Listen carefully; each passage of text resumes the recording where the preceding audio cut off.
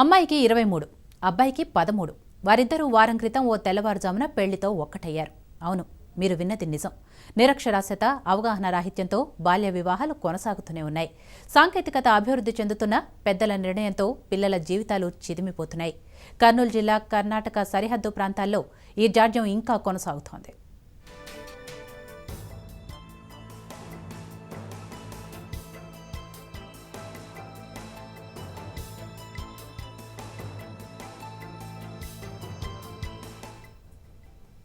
కర్నూలు జిల్లా ఉప్పారహాల్ గ్రామానికి చెందిన 13 సంవత్సరాల బాలుడికి తన అక్క కూతురు అయిన 23 యువతితో వివాహం జరిపించారు.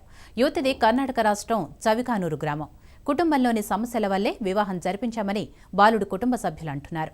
కట్నాలు ఇచ్చుకోలేక, పరిచయం లేని వారితో వివాహాలు జరిపించలేక బాల్య వివాహాల వ్యవస్థ, మేనరికపు వివాహ వ్యవస్థ ఇంకా కొనసాగుతూనే ఉంది. ఇప్పుడు ఈ పెళ్లి ఫోటోలు సోషల్ మీడియాలో వైరల్ అవుతున్నాయి.